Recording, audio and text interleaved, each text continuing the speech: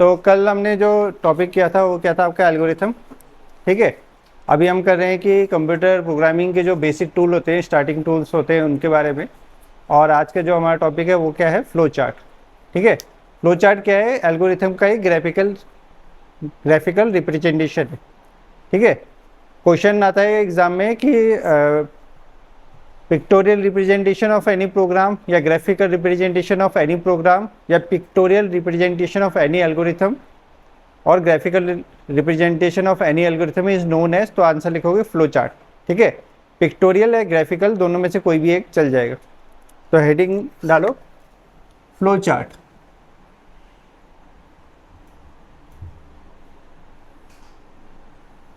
ठीक है, आज का टॉपिक है हमारा flow chart.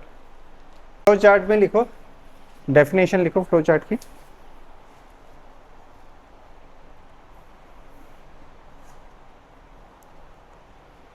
it is a it is a oblique pictorial, it is a graphical oblique pictorial representation of, it is a graphical oblique pictorial representation of program logic.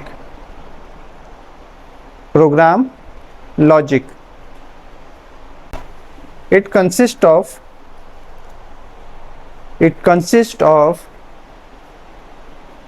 different size of shapes. It consists of different size of shape and some lines and arrow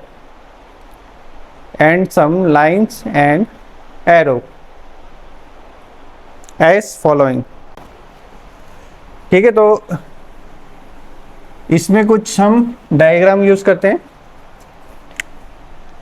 तो आप ये table बना लेंगे, symbol और name,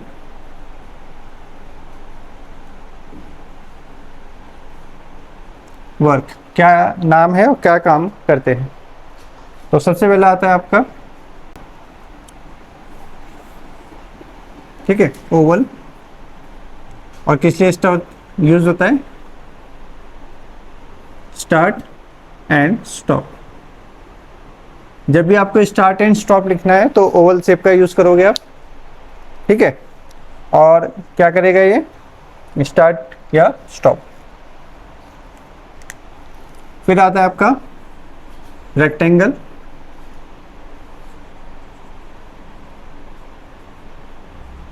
और यह होता है प्रोसेस बॉक्स।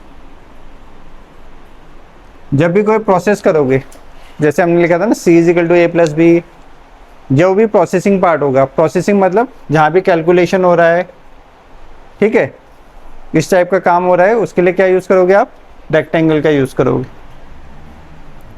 फिर आता है आपका पैरेललोग्राम। ठीक है, पैरेललोग्राम, और ये होता है input output, input and output.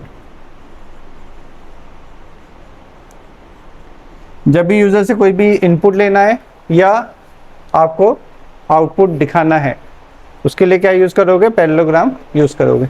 Rectangle अलग चीज है, पैरेललोग्राम अलग चीज है। ठीक है, कंफ्यूज मत होना।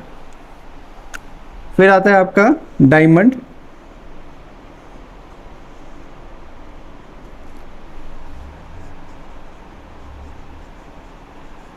और ये होता है डिसीजन मेकिंग।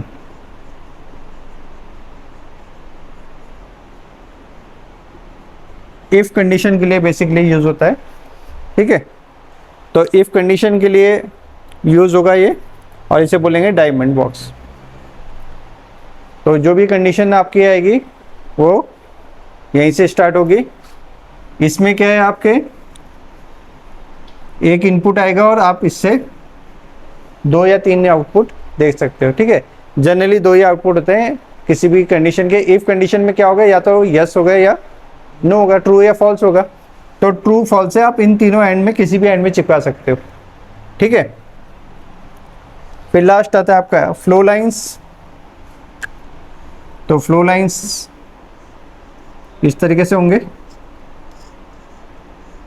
ये चारों एक साथ नहीं होंगे। फ्लो लाइंस मतलब जब हम फ्लो बताएंगे अपने फ्लो चार्ट का, तो डायरेक्शन जरूरी है, एरो जरूरी है, तो इसको फ्लो लाइन बोलते हैं, ठीक है। तो ये आपका फ्लो लाइन।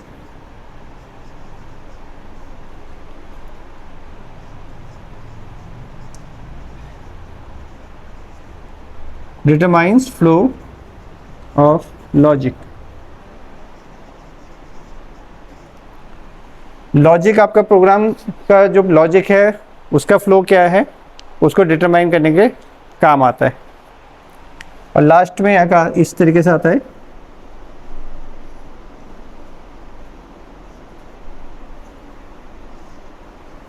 ये होता है आपका कमेंट।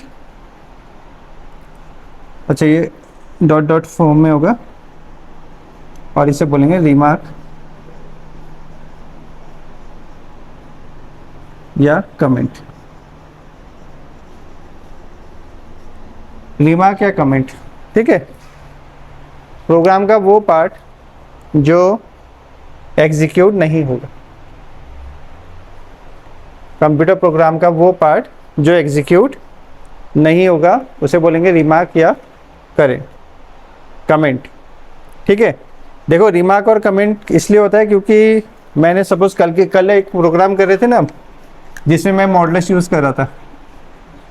अब मॉडुलस मैंने आप लोगों को बता दिया किस लिए यूज़ होता है, रिमाइंडर के लिए। लेकिन मैंने फ्लो चार्ट में अगर ये यूज़ किया तो अगले बंदे को समझ में आएगा, इसकी कोई गारंटी नहीं है।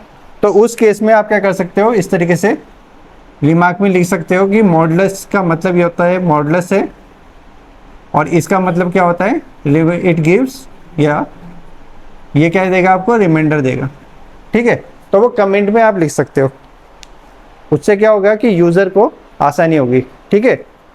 देखो एक्चुअल में आगे क्या होता है, अभी तो हम प्रोग्राम जो करेंगे वो पढ़ने के लिए करेंगे, सिर्फ नॉर्मल प्रोग्रामिंग करेंगे। लेकिन जब आप प्रोजेक्ट बनाओगे या कोई सॉफ्टवेयर बनाओगे तो उसमें क्या होता है कि प्रोग्रामिंग जब हम करते हैं तो हर कॉम्प्लेक्स कोड के बाद, यानी कुछ आपको लग रहा है थोड़ा कॉम्प्लेक्स है, तो उसमें कमेंट सेट कर देते हैं। इसलिए करते हैं क्योंकि आप जब आपने सॉफ्टवेयर बना के कहीं डिलीवर किया है, सपोज आपका सॉफ्टवेयर यूएसए में बिका, अब उसमें कोई दिक्कत आई तो आप थोड़ी जाओगे यूएसए में, तो आप क्या करोगे, वहाँ पे जो प्रोग्रामर होगा उसको एक्सेस दे दोगे, हाँ भाई तो कमेंट जो कोड है उसको देख सकता है। लेकिन उसको कोड देख के तो समझ में आएगा नहीं, तो क्या करेगा, कमेंट्स को पढ़ेगा, तब उसको चीज़ें समझ में आएंगी, ठीक है।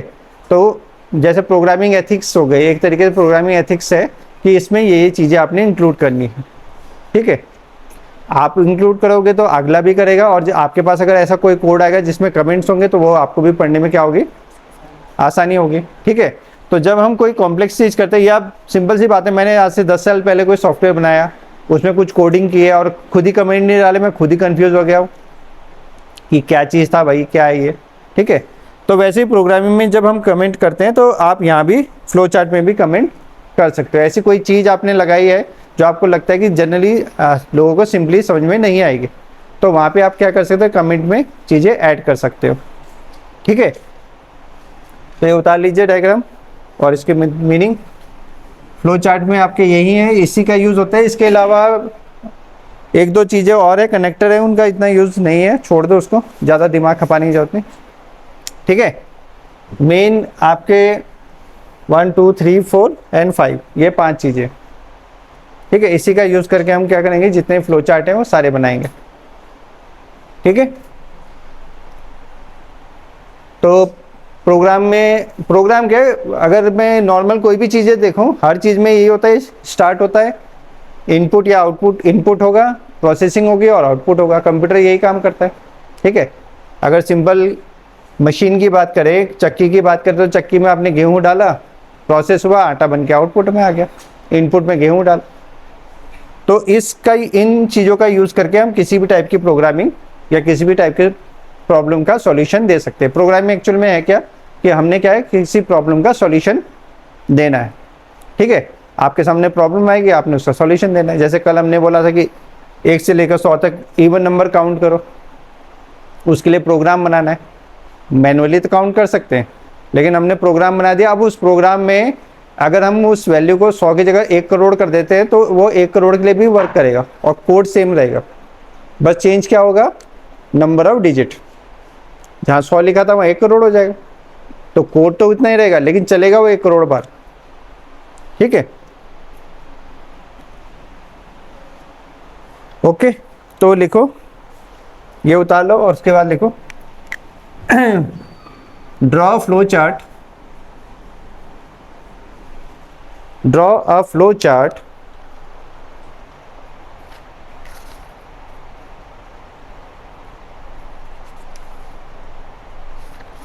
draw flow chart to find, draw a flow chart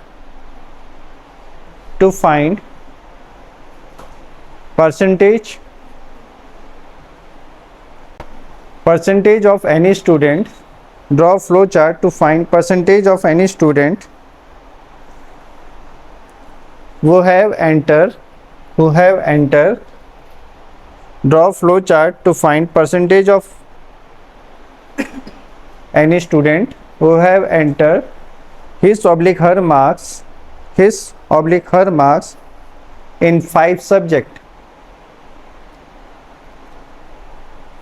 Draw flow chart to find percentage of any student who have entered his oblique her marks in 5 subject.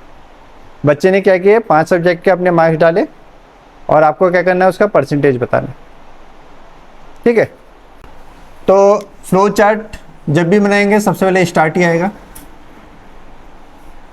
ठीक है। कुछ भी ना आया तो स्टार्ट लिख देना है, आधा 1 मार्क्स तो दे देगा टीचर। अब प्रोग्राम की रिक्वायरमेंट क्या है कि user enter his oblique her marks in 5 subject, ठीक है। तो सीधा सीधा हम इनपुट बॉक्स ले लेंगे, क्योंकि यूजर एंटर हिज ऑब्लिक हर मार्क्स, एंटर करने का मतलब क्या है, इनपुट। उसमें लिखा है ना user enter his oblique her marks in 5 subject, तो सीधा मैंने बोला read A, B, C, D, E। हो गए 5, हमने 5 वेरिएबल बनाए और उसमें मार्क्स डाल दिए। रीड करेगा वो अपने आप मार्क्स एंटर कर देगा, ठीक है। अब हमने क्या करना है, इसको प्रोसेस करना है। तो प्रोसेस के लिए हम कौन सा बॉक्स यूज करेंगे, आप प्रोसेसिंग बॉक्स यानी रेक्टेंगल। अब मैं बोल रहा हूँ कि S is equal to A plus B plus C plus D plus E और P is equal to S divided by 5, ठीक है। परसेंटेज निकालना है। आप चाहे तो वैसा भी कर सकते हैं कि S इंटू 100 डिवाइडेड बाई 500, तो बात वही है, यानी S divided by 500 into 100। Percentage का फॉर्मूला तो यही होता है, लेकिन 0 से 0 कट जाएगा तो हम S डिवाइडेड बाई 5 कर सकते हैं, डायरेक्ट लिख सकते हैं। इतना लंबा चौड़ा क्यों लिखना, ठीक है। अब हमारे पास परसेंटेज आ गया है, तो हमने कुछ नहीं करना, परसेंटेज को प्रिंट कर देना है। तो आप लिख दोगे प्रिंट P और उसके बाद प्रोग्राम को क्या करोगे, स्टॉप कर दो। यूजर ने अपने 5 सब्जेक्ट में मार्क्स डाले। अब अंदर आप चाहे तो इस लाइन को यहाँ भी लिख सकते हो, इस पूरे को यहाँ भी लिख सकते हो, यानी मैं इसको ऐसे भी लिख सकता हूँ कि A plus B plus C plus D plus E और डिवाइडेड बाई 5, ये भी लिख सकता हूँ, लेकिन ये ज़्यादा कॉम्प्लेक्स हो जाएगा। हमें ये चीज़ का ध्यान रखना है कि हम ऐसे यूज़र के लिए बना रहे हैं जिनको प्रोग्रामिंग थोड़ी बहुत आती है, यानी उन्होंने कभी कहीं प्रोग्रामिंग सीखी है, ठीक है, लेकिन उन्हें इतनी ज़्यादा नहीं आ सकती कि हम कॉम्प्लेक्स कोडिंग बनाएं। हमें कोशिश करना है कि हमारा कोड जितना आसान हो सके उतना आसान रहे, इसलिए हमने 2 स्टेप ले लिए, ठीक है। S और 5 अलग अलग चीज़ें, ठीक है, कंफ्यूज मत होना। ठीक है, इसमें कोई दिक्कत?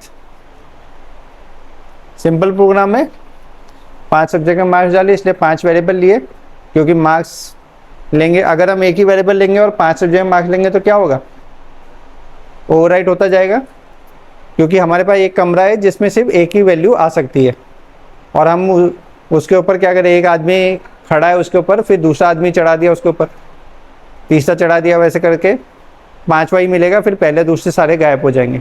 तो इसलिए हमने अलग अलग वेरिएबल लिए हैं, उनको ऐड कर दिया, एक और वेरिएबल लिया, उसमें सब टोटल कर दिया, और जो सम आया था उसको 5 से डिवाइड कर दिया। ठीक है, तो हमारा परसेंटेज आ जाएगा। चलो एक क्वेश्चन आप लोग ट्राई करो। Draw flow chart in which user enter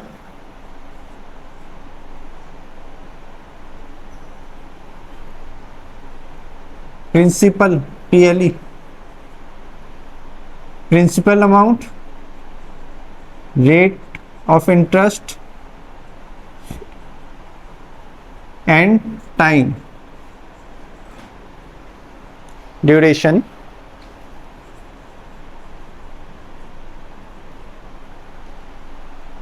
draw a flow chart in which user enter principal amount कर देना इसको, rate of interest and time duration, and you have to calculate simple interest, and you have to calculate simple interest। Simple interest का formula तो पता ही होगा ना, ये भूल गए क्या होता है? सिंपल इंटरेस्ट का फॉर्मूला क्या होता है? P into R into T divided by 100। आपको सिंपल इंटरेस्ट निकाल के देना है, सारी चीज़ें मिल रही है, प्रिंसिपल अमाउंट भी डाल रहा है यूज़र, रेट ऑफ इंटरेस्ट भी डाल रहा है, और टाइम भी बता रहा है कितने टाइम के लिए पैसे जमा किए हैं।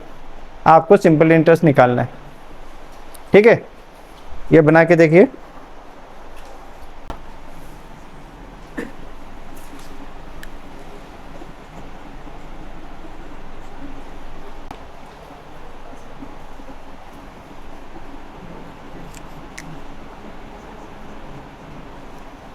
ये तो इससे भी आसान है जो अभी कराया है उससे भी आसान है।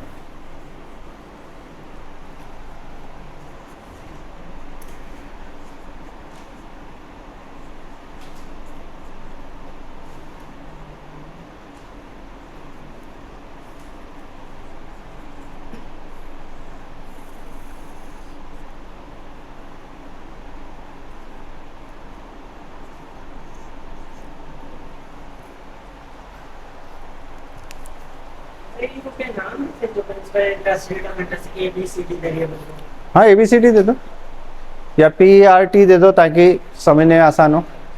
वेरिएबल का आप चाहे तो पूरा का पूरा प्रिंसिपल भी लिख सकते हो वेरिएबल का नाम।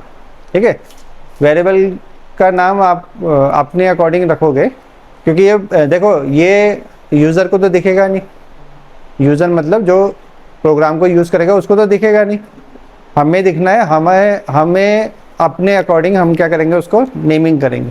ठीक है, आप XYZ भी ले सकते हो, बस समझ में आना चाहिए। कल के दिन आपने कोड खोल के ऐसा ना हो कि आप सर खुजलाते रहे यार ये X क्या है Y क्या है। PRT लिया, आसान है, principal rate time, P into R into T divided by 100। ठीक है, अच्छा इस चीज़ का ध्यान रखना है कि ब्रैकेट, क्योंकि यहाँ आपका बोर्डमास या डमास का रूल लगेगा, मल्टीप्लिकेशन डिवीजन लगेगा तो डमास का रूल लगेगा, डिवीजन मल्टीप्लिकेशन एंड सब्ट्रैक्शन। तो अगर मैं ब्रैकेट नहीं लगाऊंगा तो क्या होगा, T डिवाइड बाय 100 होगा, देन बाकी मल्टीप्लाई होगा, रिजल्ट कुछ का कुछ आ जाएगा, इसलिए आपको ब्रैकेट रखना पड़ेगा।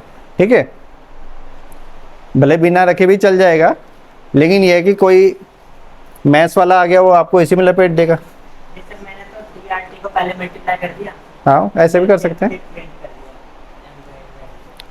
ठीक है, पहले मल्टीप्लाई कर दो, फिर एक और वेरिएबल में उसको डिवाइड कर दो 100 से, वो आपके ऊपर है, आप स्टेप बढ़ाना चाहते हैं बढ़ा सकते हैं, कम। मेन है कि आपको ये है कि दूसरे को समझ में आए इस हिसाब से बनाना है, ठीक है।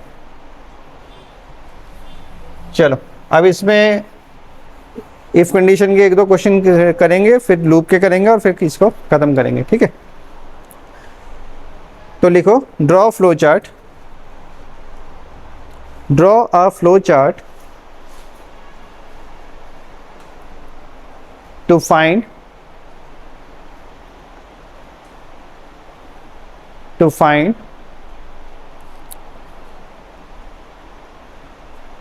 the person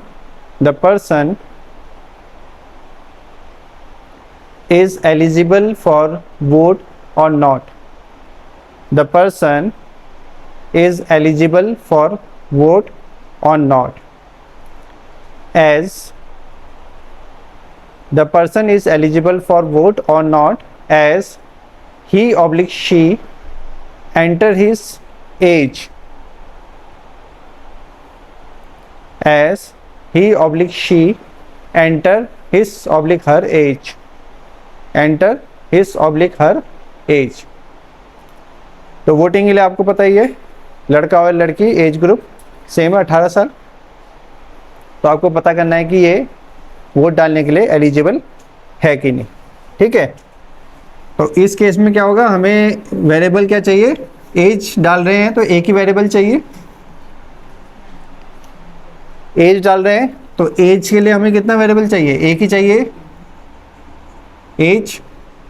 आप चाहे तो ए भी ले सकते हैं, ठीक है, ए भी ले सकते हैं या एज पूरा लिख सकते हैं।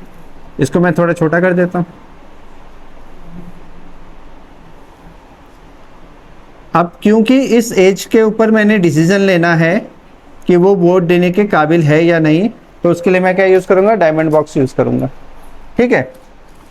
और यहाँ पे आप लिखोगे is,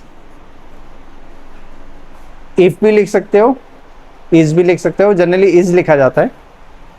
is age is greater than equal to 18। क्या जो एज डाली है, कितनी डाली है मुझे नहीं पता, ठीक है, वो कुछ भी हो सकता है। जब प्रोग्राम चलेगा तो यूज़र डालेगा उस टाइम, मुझे नहीं पता वो एज कितनी है। मैं बस क्वेश्चन पूछ रहा हूँ, क्या ये एज 18 से ज़्यादा है या नहीं है। तो या तो ये यस होगा और या तो ये नो होगा, या तो एज बड़ी होगी या एज कम होगी। तो अगर नो है तो यहाँ पे मैं प्रिंट करूँगा, ठीक है। बॉक्स के ध्यान रखना है, ये बनाते बनाते सीधे हो जाते हैं, रेक्टेंगल हो जाते हैं, रेक्टेंगल नहीं करना। तो आप लिखोगे प्रिंट नॉट एलिजिबल,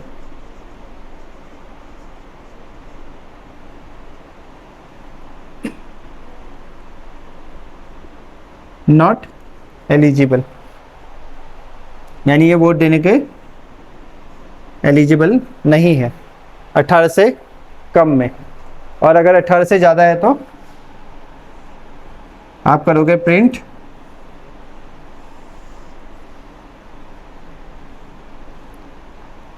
यहाँ लिख दोगे प्रिंट डबल कोट्स में एलिजिबल टू वोट, वोट डालने के लिए एलिजिबल है, ठीक है। अच्छा, एरो का ध्यान रखना है, एरो बनाना है हमेशा। अब दोनों को ऐसे जोड़ दो और फाइनली स्टॉप में, और एरो आपके प्रॉपर होने चाहिए, ठीक है। क्योंकि फ्लो चार्ट है आपका, लॉजिक का फ्लो एकदम क्लियर होना चाहिए। तो सिंपल सा है कि मैंने एज डाला 28, एज डाला 28, यहाँ चेक हुआ क्या 28 18 से बड़ा है या बराबर है, तो कंडीशन यस आएगी, एलिजिबल फॉर वोट, और यहाँ पे आके ये स्टॉप हो जाएगा। तो हमारा प्रोग्राम का फ्लो कैसे चला, इस तरीके से चला।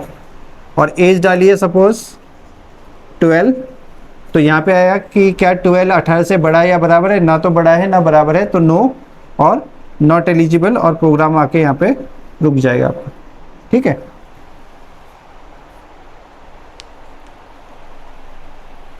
चलो ये उतार लो। एक क्वेश्चन आप लोग ट्राई करो इसमें।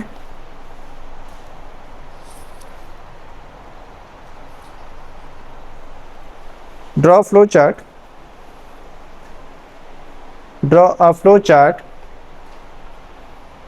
To find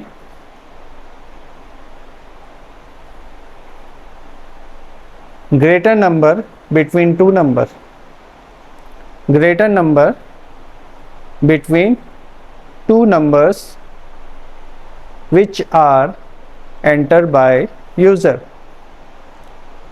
Write a program to find greater number between two numbers which are entered by user. User enter करेगा दो नंबर और आपको बताना है कि कौन सा नंबर बड़ा है।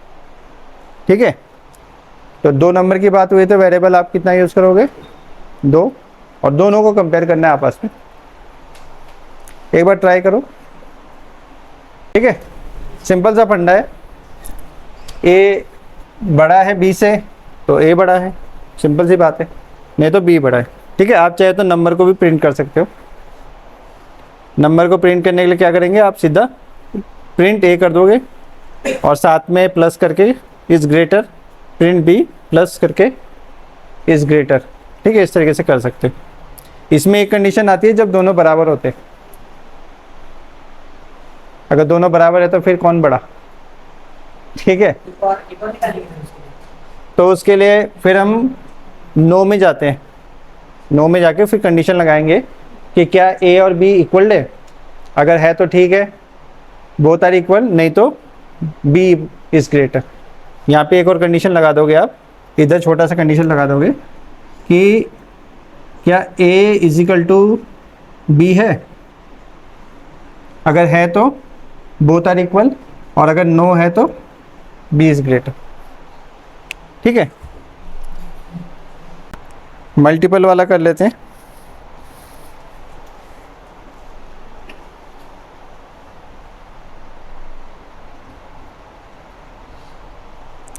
मल्टीपल मतलब जहाँ पे एक से ज़्यादा इफ़ कंडीशन लगे, इफ़ एल्स लैडर बोलते हैं उसको। ठीक है, इफ़ एल्स लैडर होता है, एक कंडीशन से दूसरे, दूसरे से तीसरे, इस तरीके से आते हैं। ठीक है, तो लिखे draw flow chart, draw flow chart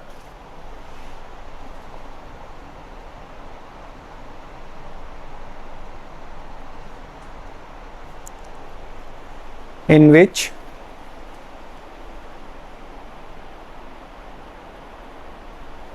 user enter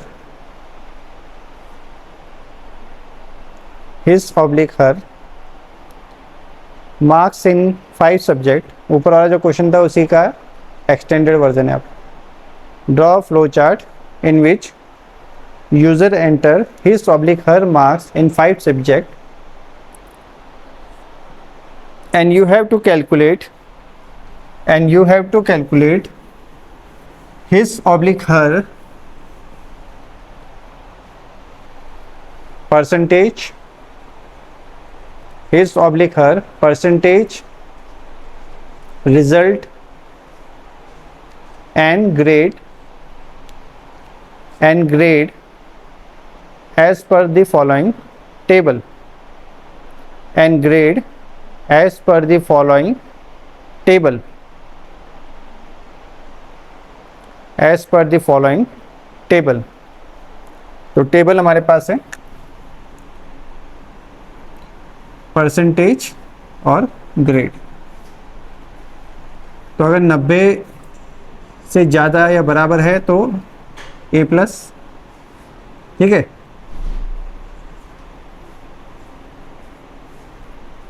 seventy से 89 तक है तो ए, 60 से 70, 89, 90, तो 60 से 69 तक है तो बी प्लस, 50 से 59 तक है तो बी, 40 से प्लस, और 35 से 39 तक है तो डी, और लेस देन 35 है तो फैंटास्टिक ग्रेड। ठीक है, 35 से नीचे है तो फैंटास्टिक, ग्रेट डिग्नोस। तो लेस देन 45 वाला हम पहले ही एलिमिनेट कर देंगे। कैसे करेंगे वो अभी देखते हैं, ठीक है। तो जब ऐसे क्वेश्चन आए तो फिर पेज का ओरिएंटेशन चेंज कर लेना, लैंडस्केप में आ जाना, क्योंकि जगह ज़्यादा खाएगा, ठीक है। a plus a, b plus b, c plus C,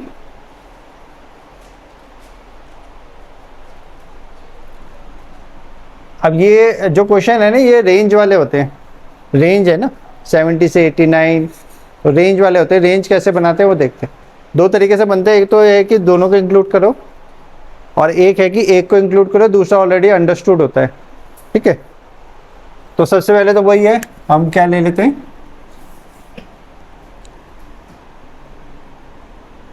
start, capital में लिख लो।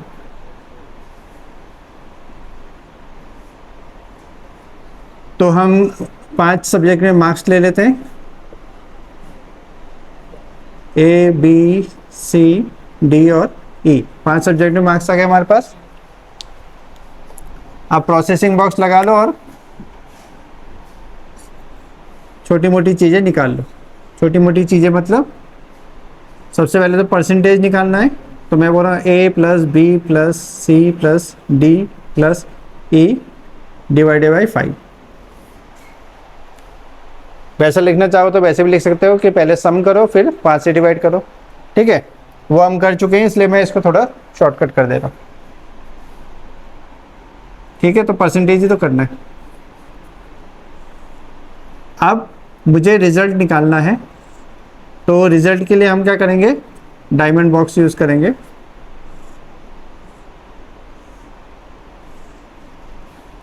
Is P is greater than equal to 35, क्या जो परसेंटेज है वो 35 से अबव है, तभी तो पास होगा। अगर नो है तो आप क्या करोगे, यहीं पे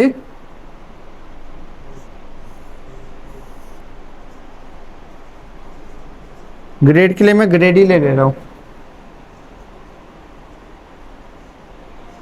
ग्रेड इजिकल टू एफ और रिजल्ट इजिकल टू फेल। मैंने बोला ग्रेड जो है वो तो एफ हो गया, और रिजल्ट क्या हो गया, फेल हो गया, ठीक है। और ये सीधा नीचे जाएगा, कहाँ पे, स्टॉप पे चले जाएगा जब भी आएगा स्टॉप, क्योंकि उसके आगे कुछ चेक करने की जरूरत ही नहीं है। लेकिन अगर यस है तो अब मुझे पता नहीं है कि इसकी जो परसेंटेज है वो कितनी है, क्योंकि 35 से नीचे कुछ भी हो फेल है, लेकिन 35 से ऊपर क्या है, 90 भी हो सकती है, 70 60 कुछ भी हो सकता है। तो पहले हम हाईएस्ट से चेक करेंगे, ठीक है। Is P is greater than equal to 90, तो अगर ये यस है तो आप बोलोगे ग्रेड इज इक्वल टू कितना, ए प्लस और रिजल्ट इज इक्वल टू पास।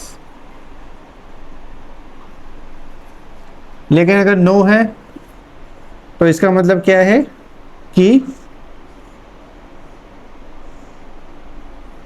अब देखो यहाँ दो चीज़ें हैं,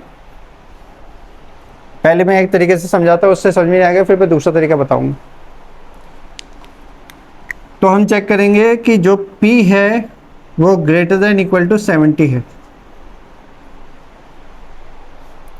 तो इसमें ग्रेटर देन इक्वल टू 70 में तो ग्रेटर देन इक्वल टू 90 भी आया।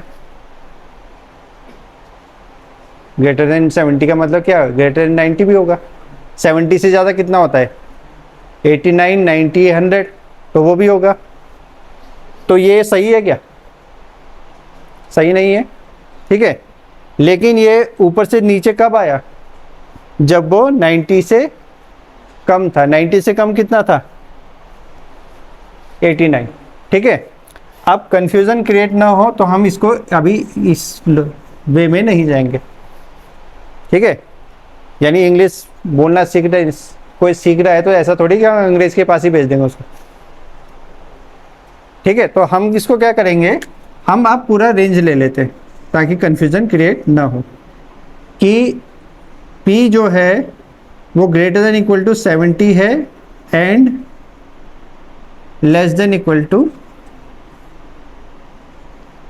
89 है। आप क्लियर है? इसको चाहे तो मैं नीचे लिख दूं, एंड लगा के P is less than equal to 89। अच्छा, इसमें किसी को डाउट? 70 भी आ गया और 89 भी आ गया, मतलब मैं किसकी बात कर रहा हूँ, इस वाले रेंज की। ठीक है, एंड क्या होता है, तो आप अगर चाहे तो यहाँ पे कमेंट लगा सकते हो कि इसका मतलब क्या है, एंड है।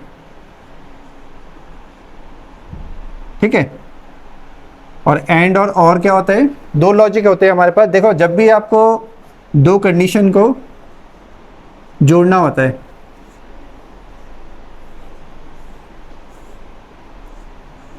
जब भी हम दो कंडीशन या दो से ज़्यादा कंडीशन को जोड़ते हैं तो हमारे पास दो टाइप के आते हैं, एंड एंड एंड आता है या और आता है, या और आता है। ठीक है, तो जब हम ट्रूथ टेबल की बात करेंगे तो अगर कंडीशन ट्रू है तो एंड में भी ट्रू है और में भी ट्रू है। एंड का मतलब हिंदी में होता है और का मतलब हिंदी में होता है या, इंग्लिश वाला या नहीं, और वहाँ हिंदी इंग्लिश वाला और नहीं। ठीक है, इसलिए मैंने हिंदी में लिखा है। मुझे पिज़्ज़ा भी खाना है और बर्गर भी खाना है, दोनों चीज़ मिल रही है तो ये भी खुश ये भी खुश। मैंने क्या बोला, मुझे पिज़्ज़ा या बर्गर खाना है, दोनों ही मिल रही है तो और भी अच्छी बात है, पिज़्ज़ा भी मिल रहा है बर्गर भी मिल रहा है। पिज़्ज़ा भी खाना है और बर्गर भी खाना है, लेकिन बर्गर नहीं है, तो यहाँ पे क्या होगा, कंडीशन फॉल्स हो जाएगी, क्योंकि मुझे पिज़्ज़ा भी खाना है और बर्गर भी खाना है। यानी जैसे आप यहाँ एडमिशन ले रहे हैं तो आपको बोलते हैं 10th की मार्कशीट भी चाहिए और 12th की मार्कशीट भी चाहिए, फ़ोटो भी चाहिए, डोमिसाइल भी चाहिए। कोई भी एक डॉक्यूमेंट नहीं होगा तो एडमिशन नहीं होगा। और बोला या तो 10th की मार्कशीट लाओ या डोमिसाइल लाओ तो काम चल जाएगा। ठीक है, अच्छा, पिज़्ज़ा नहीं है लेकिन बर्गर है, तो ये जो बच्चा है, जिद्दी बच्चा है, ये बोलेगा मैं खाऊंगा नहीं। ठीक है, बर्गर नहीं था, पिज़्ज़ा था, बर्गर नहीं था, तब भी नहीं खाया उसने, वो दोनों खाना है उसने। पिज़्ज़ा है बर्गर नहीं है तो तब भी वो नहीं खाएगा, लेकिन ये खा लेगा। अगर दोनों नहीं है तो वो क्या खाएगा, कोई भी नहीं खा पाएगा। ठीक है, तो सीधा सीधा फंडा क्या है कि अगर दोनों कंडीशन ट्रू होती है तो एंड ट्रू होगा और ट्रू होगा, लेकिन अगर दोनों में से एक भी कंडीशन फॉल्स हो जाती है तो एंड क्या होगा, फॉल्स होगा, और क्या होगा, ट्रू रहेगा। अगर दोनों में से एक ही भी कंडीशन ट्रू है तो एंड क्या होगा, फॉल्स हो जाएगा। अगर दोनों में से एक भी कंडीशन फॉल्स है या दोनों ट्रू होगी तभी ये ट्रू होगा, दोनों में से एक भी फॉल्स होगा ये फॉल्स हो जाएगा, और दोनों फॉल्स होगा तो फिर फॉल्स ही होगा। और में क्या है, अगर कोई भी एक कंडीशन ट्रू है, दोनों में से कोई भी एक कंडीशन ट्रू है तो ये ट्रू रहेगा, दोनों फॉल्स होगी तो फॉल्स रहेगा। ठीक है, तो यहाँ पे मुझे 70 को भी इंक्लूड करना है और 89 को भी इंक्लूड करना है, इसलिए मैंने बीच में क्या लगाया, एंड लगाया। ठीक है, जहाँ पे आपको लगेगा कि दोनों में से कोई भी एक चीज़ हो वो चल जाए तो वहाँ आप और को लगाओगे। तो अगर ये ऐसा है तो आप बोलोगे यस ठीक है, और यस के बाद क्या लिखोगे, वही जो यहाँ लिखा है, ग्रेड। ग्रेड की जगह जी कर दो यार, बहुत लंबा हो रहा। ठीक है, ग्रेड की जगह जी कर देते हैं। जी इज इक्वल टू ए, तो जी इज इक्वल टू क्या हो जाएगा हमारा, ए हो जाएगा, और रिजल्ट क्या हो जाएगा, पास। अच्छा, ये कंडीशन फॉल्स होगी, नो, तो क्या होगा, फिर हम क्या लगाएंगे,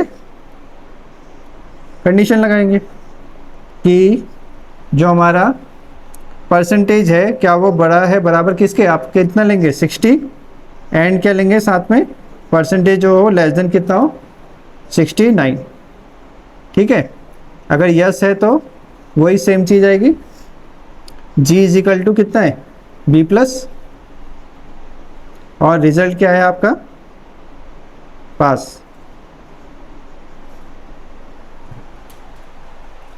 ठीक है, तो ये चलता रहेगा ऐसे ही। आगे आप लोग बना लोगे या मैं लिखूं पूरा? फिर आएगा 50 से 59, 40 से 49, 30 से 39, उसके आगे नहीं बनाना है। और उसके बाद आपने क्या करना है, ये जितने भी पॉइंट्स हैं इन सबको जोड़ के लास्ट में लेके आना है इसके साथ, और यहाँ पे क्या बना देना है, स्टॉप बना देना है। ठीक है, ये घर में आराम से बना लेना, ये थोड़ा लंबा होता है तभी मैं बोल रहा था लैंडस्केप ले लेना, और एरो क्लियर कर लेना, एरो पक्का बनाना, एरो हेड एकदम क्लियर होने चाहिए कि लॉजिक कैसे चल रहा है। ठीक है, तो इस टाइप के क्वेश्चन आ जाते हैं पेपर में बनाने के लिए, टाइम कंज्यूमिंग होते हैं थोड़े, इस टाइप से आ जाते हैं। ठीक है, लॉजिक जो है वो आप ऐसे भी बना सकते हो, डायरेक्ट भी लिख सकते हो। डायरेक्ट में क्या होगा, अच्छा आप डायरेक्ट वाला समझो लॉजिक क्या होता है। इसको मैं ऐसे भी लिख सकता हूँ, इसमें मैं सिर्फ इतना भी लिख दूं, अगर इस P is greater than equal to 70, तो इसमें क्या होगा कि ऊपर से नीचे हम कब आए, जब ये 90 से छोटा था। 90 से छोटा कितना था 89, 90 से छोटी वैल्यू क्या होगी 89 ही होगी ना, हम इंटीजर की बात कर रहे हैं, डेसिमल की बात नहीं कर रहे। तो ये नीचे कब आया, जब वो 90 से छोटा था। तो 70 से ऊपर और 90 से छोटा 89, तो वो रेंज ऑटोमेटिकली बन गया, इतना लिखने की जरूरत नहीं है। लेकिन खुद को ही अगर कन्फ्यूज़न हो रहा है तो दूसरे को क्या समझाओगे आप, इसलिए ये बेटर वे। ठीक है, अगर आपको इसी में ये भी समझ में आ जाता है और ये आप समझा सकते हो जैसे मैं समझा रहा हूँ, तो आप ऐसे लिख दीजिए। और अगर आपको खुद ही इसमें कन्फ्यूज़न हो रहा है, या 70 से ऊपर तो 90 भी है, तो वो कैसे हो रहा है, तो फिर वो कन्फ्यूज़न के केस में आप क्या करोगे, इसको छोड़ दोगे। ठीक है, इफ एल्स लेटर बोला था ना मैंने, इफ एल्स लेटर का मतलब क्या होता है कि ये तो है आपका क्या ग्रेटर देन 90 और ये है ग्रेटर देन 70, तो 70 से यहाँ तक कितना है, मैं नीचे कब आया, जब ये 90 से नीचे था। 90 से ऊपर था तो मैंने आगे बोल दिया क्या है उसका A प्लस ग्रेड है, अगर 90 से ऊपर है तो मैंने A प्लस ग्रेड बोल दिया। लेकिन मैं 90 से नीचे कब आया, जब वो कंडीशन फॉल्स थी। तो 70 से ज़्यादा कब तक 89 तक। ठीक है, वो 90 को पार नहीं करेगा। ठीक है, लेकिन हाँ इसमें कन्फ्यूज़न है तो फिर आपके पास दूसरा रास्ता भी। ठीक है, लॉजिक को समझने के 36 तरीके होते हैं, लॉजिक को समझने के 36 तरीके होते हैं, आपको कैसे समझ में आ जाए वो आपने उस चीज़ को रखना है। ठीक है, ऐसा। चलो अब इसमें एक क्वेश्चन करते हैं लूप का, फिर इसको ख़त्म करते हैं। एल्गोरिथम फ्लो चार्ट में तो ये है कि आप जितने क्वेश्चन प्रोग्राम के हैं सारे एल्गोरिथम फ्लो चार्ट बन सकते हैं। चलो एक क्वेश्चन करते हैं फटाफट। Draw flow chart to print table of any number enter by user. Table of any number enter by user, यानी यूजर ने कोई भी नंबर डाला और हमने उसका टेबल प्रिंट कर देना पूरा। ठीक है,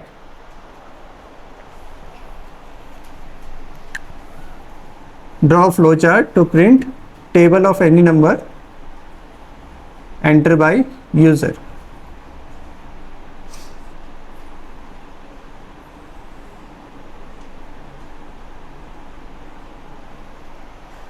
ठीक है, इसमें आप चाहे तो यहाँ पे एक मैसेज प्रिंट कर सकते हो एंटर एनी नंबर, उसके बाद रीड ले सकते हो ताकि यूजर को शुरू में क्या दिखे, मैसेज दिखे कि एंटर एनी नंबर। अच्छा, हमारे पास नंबर आ गया। अब इसमें मैं क्या कर रहा हूं,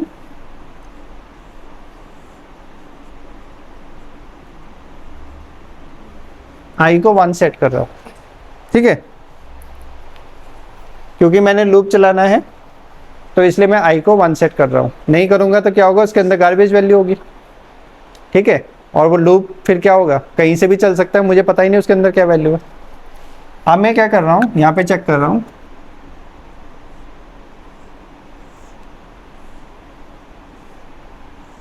कि जो आई है क्या ये लेस देन इक्वल टू 10 के बराबर है। जो आई की वैल्यू है क्या ये छोटी या बराबर है 10 के, ठीक है। तो आई को अगर मैं 1 सेट नहीं करूँगा तो आई के अंदर कुछ भी हो सकता है 93 हो, तो पहली बार में लूप क्या होगा, कंडीशन फॉल्स हो जाएगी और आपका प्रोग्राम वहीं ख़त्म हो जाएगा, ठीक है। तो अगर ये ट्रू है यानी यस है तो आप क्या करोगे, i is equal to i plus 1, i को मैं 1 बढ़ा देता हूँ और साथ ही साथ प्रिंट कर देता हूँ print a into i is equal to a star i. अब ये जो इंटू है ये एज अ नंबर प्रिंट होगा, एक्स प्रिंट होगा, ए एक्स आई है ये, और इज इक्वल टू ये भी आपका टेक्स्ट के जैसा प्रिंट होगा और ये मल्टीप्लाई होगा, प्रोडक्ट होगा, ठीक है। यानी जो प्रिंट होगा, सपोज ए 5 है तो 5x 1 प्रिंट होगा और यहाँ 5 प्रिंट होगा, 5 इंटू 1 इस तरीके से प्रिंट होगा, ठीक है। और इसको मैं क्या करता हूँ, यहाँ से वापस लेके आता हूँ, कहाँ पे, यहाँ पे। और अगर नो है तो आप सीधा सीधा क्या कर दोगे, नो के केस में क्या करेंगे, हम सीधा सीधा लूप को खत्म कर देंगे, ठीक है। तो फ्लो चार्ट में आपको साफ दिख रहा है लूप कैसे चल रहा है। आई को मैंने 1 बढ़ा दिया, 2 हो जाएगा, 3 4 5 6 7 8, और जब 11 हो जाएगा तो क्या होगा, ये सीधा स्टॉप हो जाएगा। तब तक यहाँ से हमारा क्या होगा, इस तरीके से टेबल प्रिंट हो जाएगा। यानी 5 की वैल्यू कितनी हो जाएगी, 2 हो जाएगी, तो 5 2 जा 10, 5 की वैल्यू 3 हो जाएगी तो 15, और ऐसे करते करते एक कंडीशन आएगा जब 5 की वैल्यू 10 हो जाएगी तो 50 आएगा, फिर आई की वैल्यू कितनी हो जाएगी, 11, तो 11 होगी तो ऊपर कंपेयर होगा क्या 11 10 से छोटा या बराबर है, ना तो छोटा है ना बराबर है, तो कंडीशन क्या होगी आपकी, ख़त्म हो जाएगी और लूप टर्मिनेट हो जाएगा, ठीक है। एक क्वेश्चन आप लोग करना घर में, draw flow chart, draw flow chart, draw a flow chart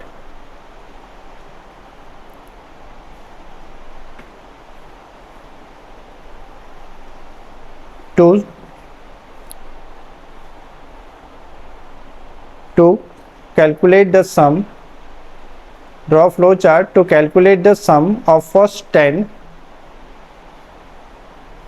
draw flow chart to calculate the sum of first 10 odd numbers, draw flow chart to calculate the sum of first 10 odd number। जो 10 odd number है शुरू के 1 से लेकर 10 तक, उसमें जितने भी ऑड नंबर आते हैं उसका सम करना है, जो जोड़ना है उनको, ठीक है। तो एक बार ट्राई करना घर में, हो जाएगा तो ठीक है, नहीं तो कल डिस्कस करेंगे फिर उसको, ठीक है। आज के लिए इतना ही करते हैं। ये आपका फ्लो चार्ट हो गया। कल से हम पढ़ेंगे सी प्रोग्रामिंग की स्ट्रक्चर क्या होता है, कैसे प्रोग्रामिंग लिखी जाती है, और फिर अपने प्रोग्रामिंग का नाम शुरू करेंगे। प्रैक्टिकल फिर स्टार्ट हो जाएंगे आप लोग, ठीक है। थ्योरी पार्ट इतना ही था। अच्छा, थ्योरी पार्ट में प्रोग्रामिंग की जनरेशन पढ़ लेना एक बार, जनरेशन नहीं पढ़ा है मैंने, आप लोग घर में एक बार प्रोग्रामिंग की जनरेशन पढ़ लेना, प्रोग्रामिंग लैंग्वेज की जनरेशन, ठीक है। High level language, middle level तो मैंने बता ही दिया था, लेकिन प्रोग्रामिंग उसकी जनरेशन है, first generation language, second generation language, ऐसे करके जनरेशन है, तो एक बार उसको पढ़ लेना, ठीक है। नोट्स में अगर लगता है नोट्स बनाने लायक है तो उसको नोट्स में ऐड अप कर देना, ठीक है। तो आज के लिए इतना ही करते हैं, फिर कल करेंगे हम आगे।